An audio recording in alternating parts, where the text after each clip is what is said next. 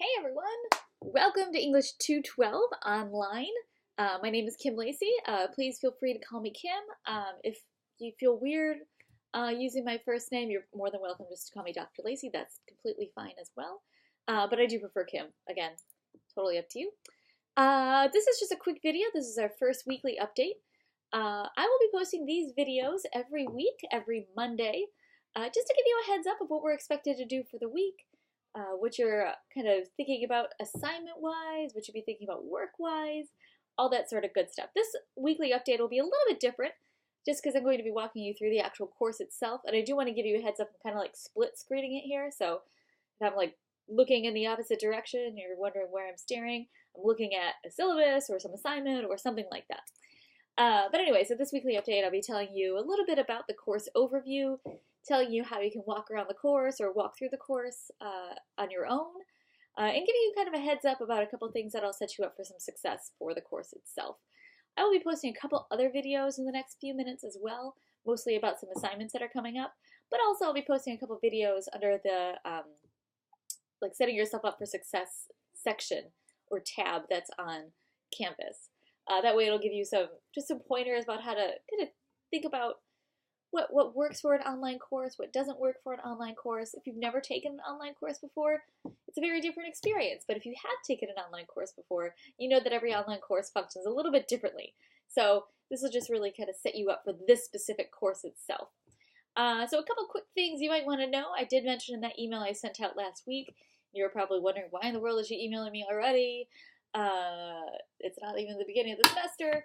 But now we are officially in the beginning of the semester, so you can go back and reread that email if you've ignored it, or if you have read it.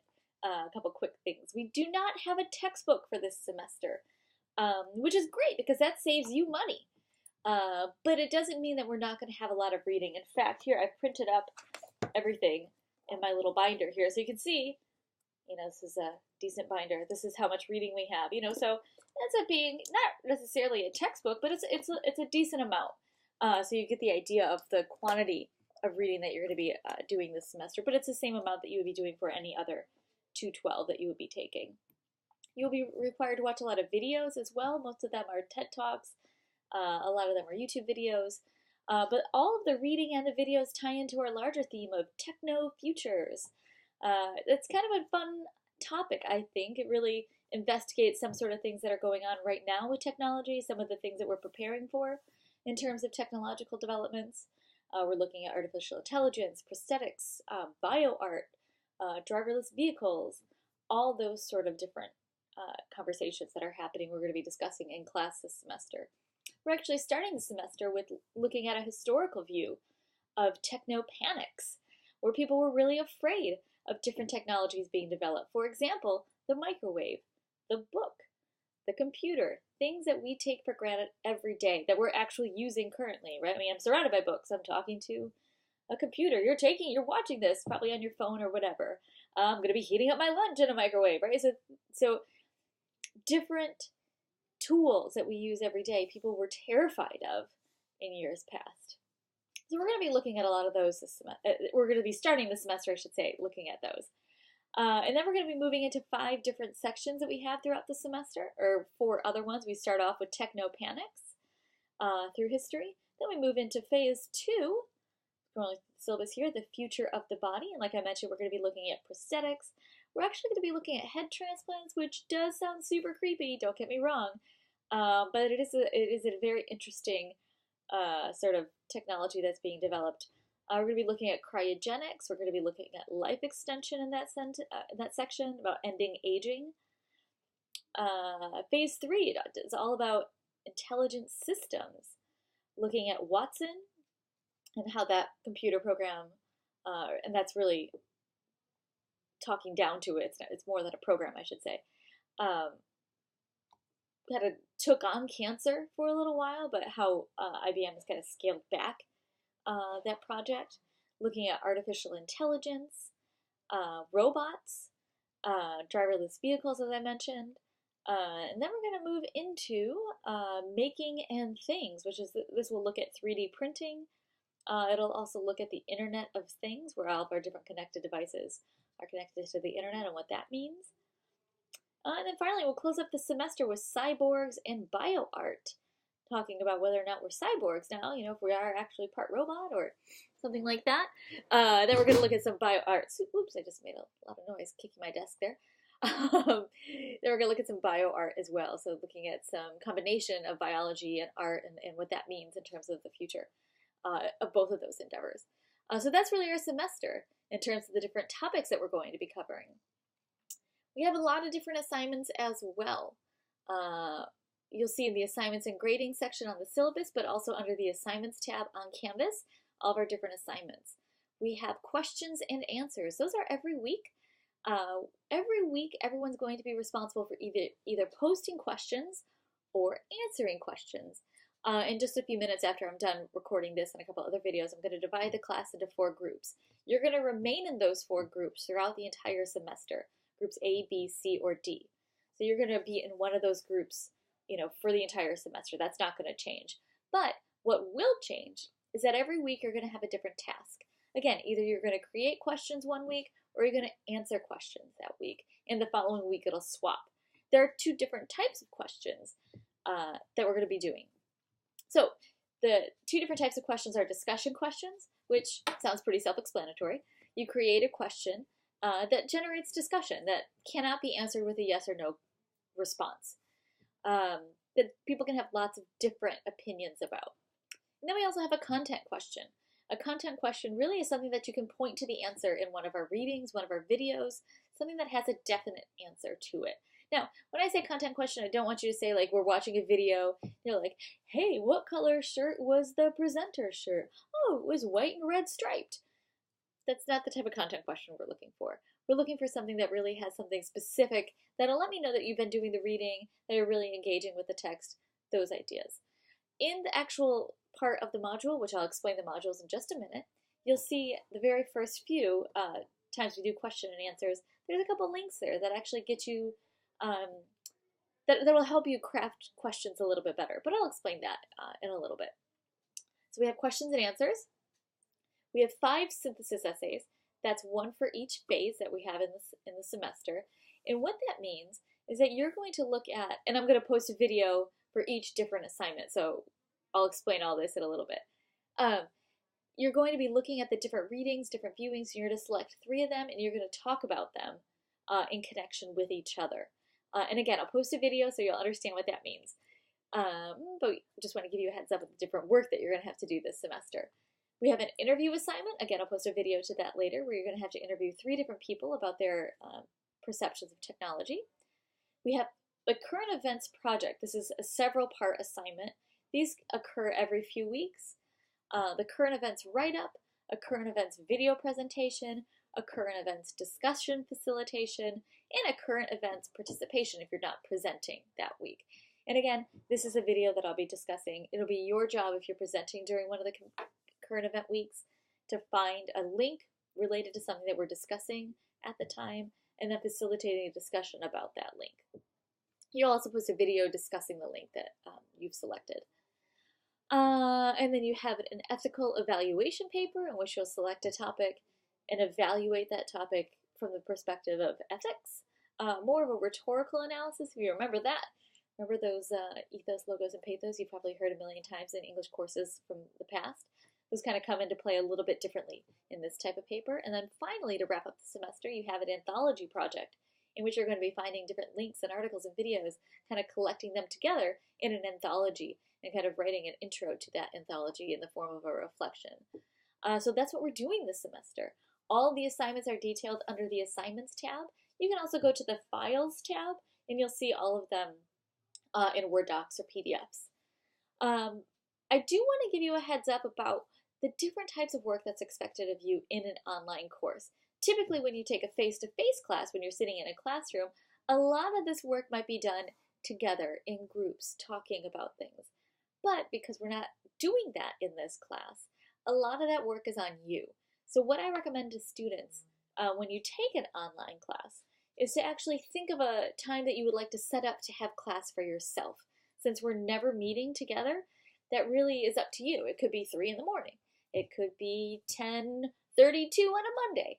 Whatever that is, I would encourage you to find at least an hour or two, at least once a week, to sit down with whatever you need to do for the week, whether that is creating the questions, whether that's working on an assignment, whether that's devoted to the reading, whatever it is, I would encourage you to cut out some course time specifically. So you might say, all right, just like a normal class I might do 10 to 2. Sorry, my phone is going off, and let me put it on silent. That would help. 10 to 2, not 10 to 2, that's a lot. Let's say 10:30 to noon, Tuesday, Thursday. That's an hour and a half. Usually your classes and face-to-face classes at SVSU are 80 minutes, that's 90 minutes, whatever, just for easy discussion here. So an hour and a half, 2 days a week, that's gonna be my class time for English 212. It's gonna be hard because you have to, you're the only one going to that class, right? But you were to, set that time aside for this specific class.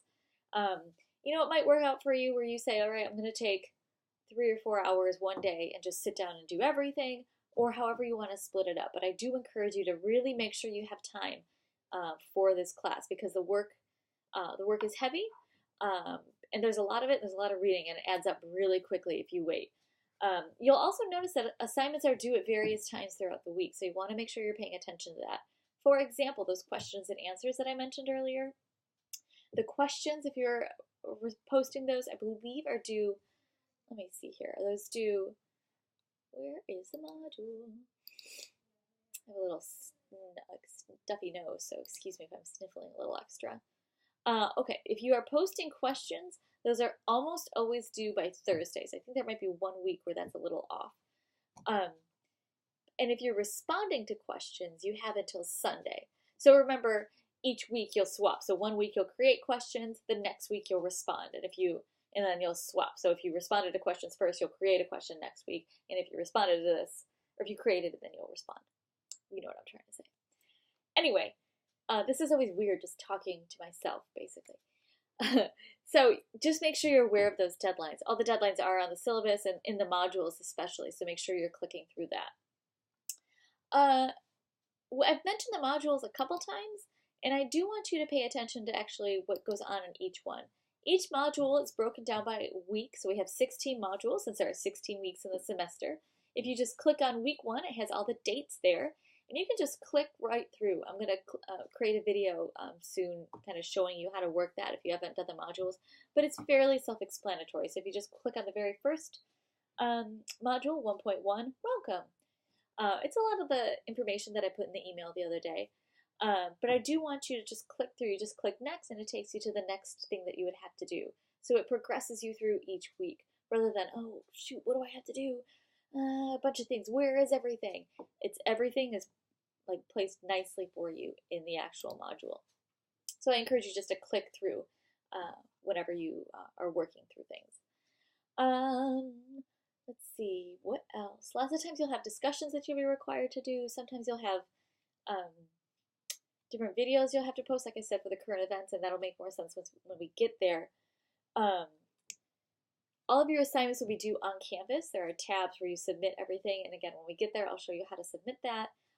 But Canvas isn't a new tool at SVSU anymore, so you should be fairly familiar with it. However, if you're not familiar with it, there are lots of Canvas guides that get you familiar with it. Let's see, what else in the syllabus do you need to know? Obviously, I don't take attendance because we're never meeting. So there you go. I do not take late work.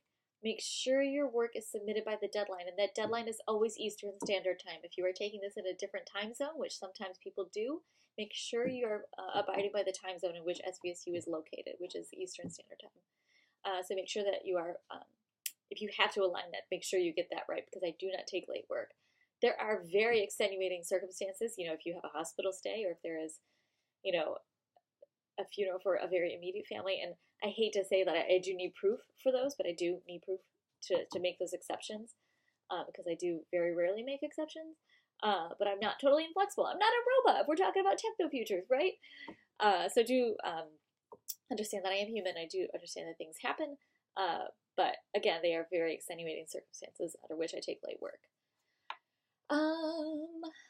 Let's see, what do you need to know? We don't need textbooks. Technology requirements. If your computer goes down, that's not an excuse not to have your work completed. please make sure you have alternative means of not only accessing the work, but submitting the work. That could mean going to the library. That could mean borrowing a friend's computer. Download the Canvas app on your phone. That way you can still participate in the discussions and questions and answers if your computer is broken or whatever. I also strongly encourage you to use cloud storage if you're not already in the habit of doing so. Use, Office 360, which you get as an SVSU student for free. It's linked to your email. Use Dropbox if you want to. Use Google Drive. Nest them all together and use all three, whatever you want to do. But do make sure you have access to your work from a different computer. So not having access to your work isn't an excuse not to submit it. You should be really familiar at this point, not only in your life and college career, but also just at this technological point. It is the responsible thing to do to have stuff saved in different locations so you can access it from different places. I think you've probably heard enough of me talking in this weekly update. Let's just go through what you are responsible to do this week. We do have a welcome that you are responsible, which you're probably have read maybe.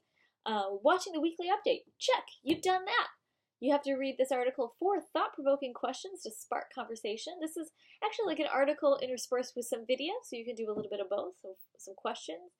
Then right after that, we have a short discussion post, 4 questions that were mentioned in that article that you read.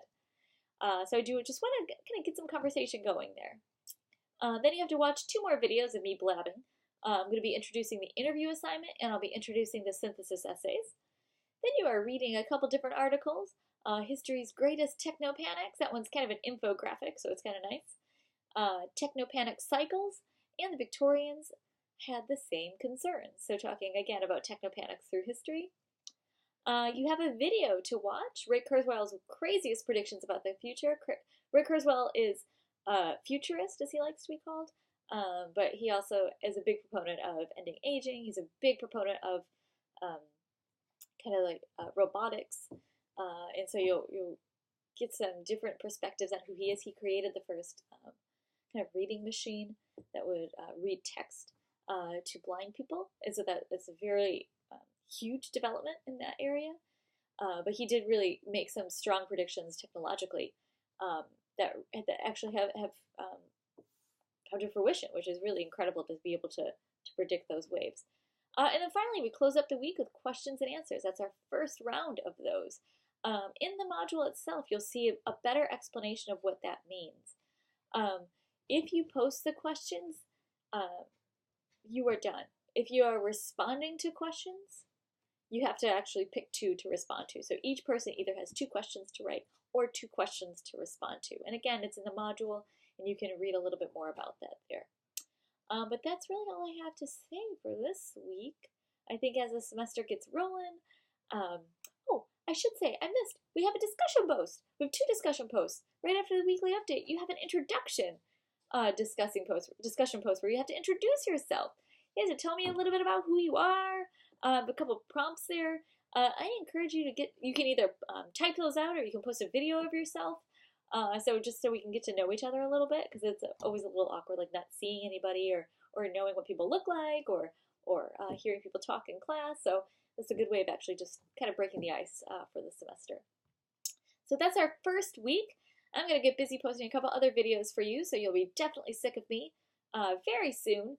So anyway, welcome to English 212. I hope this will be a great semester. I'm really looking forward to a lot of fun, and I hope you learn a lot as well.